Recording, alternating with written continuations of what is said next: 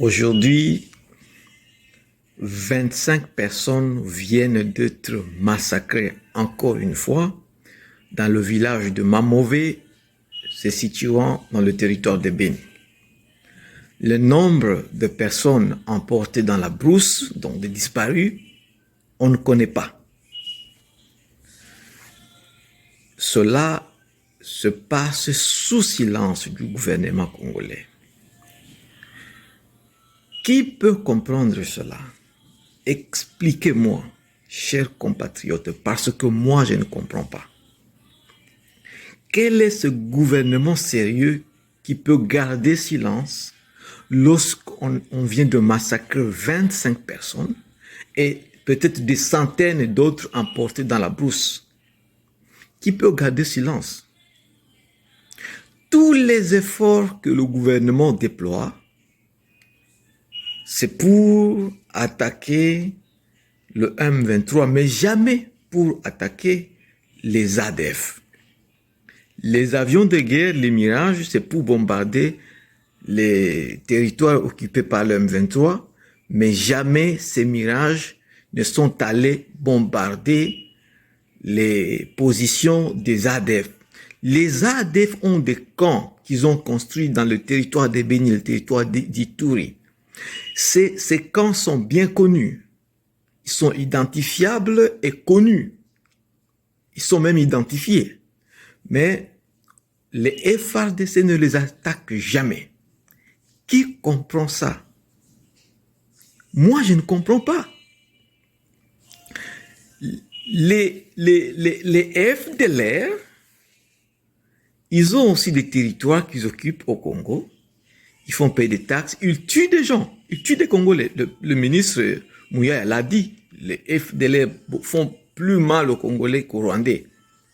Il reconnaît que quand même, et c'est vrai, mais personne ne les attaque. Mais tous les efforts, c'est pour s'attaquer contre les M23. Qu'est-ce qui est derrière ça? C'est la question que je me pose. Qu'est-ce qui est derrière ça? Comment on peut laisser un groupe, d'autres groupes, massacrer, tuer librement? Je vous ai dit que les ADF, quand ils descendent dans le village, ils massacrent, ils opèrent pendant des heures, ils ne sont pas pressés.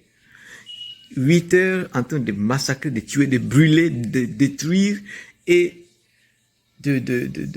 d'enlever, d'emporter d'autres personnes avec eux dans la brousse sans être inquiétés. Ils peuvent opérer pendant 8 heures, 6 heures, 8 heures, même 10 heures. Ils dansent, ils jouent à la musique, ils tuent, ils découpent les têtes et les corps des gens impunément. Personne ne les inquiète. Mais maintenant, je vois toute la communauté, tous les gouvernements, la communauté internationale et d'autres derrière le M23. Il faut que le M23 se retire. Le M23 fait ceci ou cela. Je veux bien. Mais comment se fait-il que cet acharnement, ce sentiment n'est pas ressenti lorsque les ADF font pire que le M23? Lorsque les FDLR font pire que le M23? C'est la question que moi je me pose. Qu'est-ce qu'il y a derrière ça? Aujourd'hui, j'apprends que la société civile, de la coordination de la société civile du Nord Kivu vient d'appeler la population à une marche pacifique contre le M23, contre d'autres gouvernements qui soutiennent le M23. Là, cette société civile aura l'accompagnement du gouvernement et des FARDC. Mais la même société, lorsqu'elle va appeler à manifester contre les ADF, on va lui rappeler que on est dans l'état de siège et qu'on n'a pas le droit de manifester. Et là, vous allez voir toute la police et l'armée se mobiliser pour empêcher cette manifestation. On va même arrêter d'autres gens. Je ne comprends pas. Ça veut dire quoi? Si vous organisez des marches pour dénoncer la mauvaise gouvernance, pour dénoncer les morts et les tueries qui se font à Beni, à Ituri, vous êtes l'ennemi de FARDC du gouvernement congolais. On va tirer sur vous. Mais lorsque vous organisez un mouvement contre le M23, il vous accompagne. Qui comprend ça? Moi, je ne comprends pas.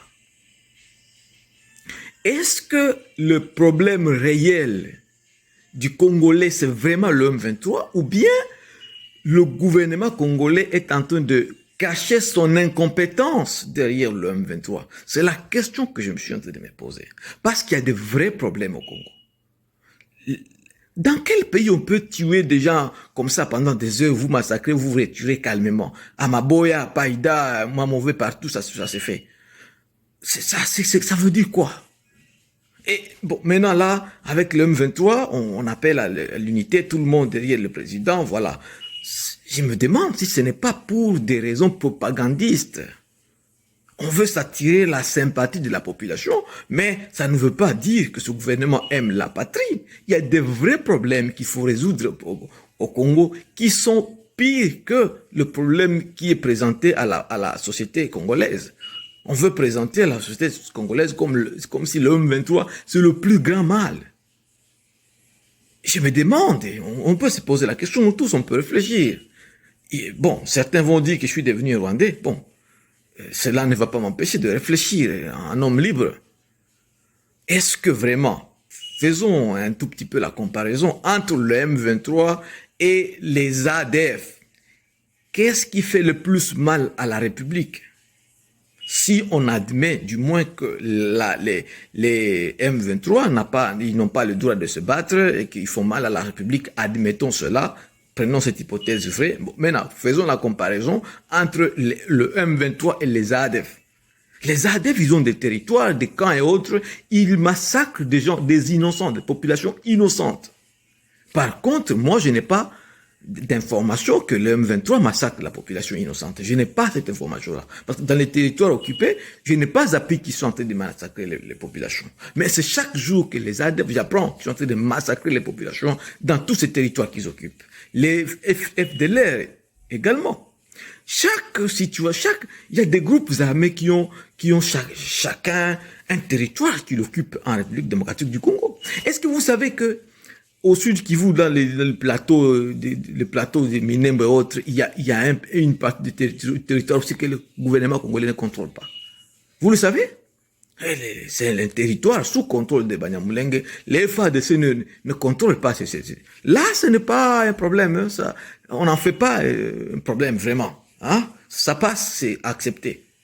Mais lorsque le M23 occupe un territoire, tout le monde appelle à des manifestations,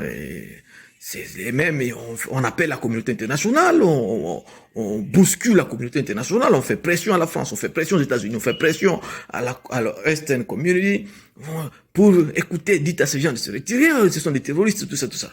Mais lorsqu'on pose la question au gouvernement congolais, c'est qu'ils pensent des ADF. Oh non, ça c'est un petit problème, nous contrôlons cela, il n'y a pas de souci, il n'y a pas de problème.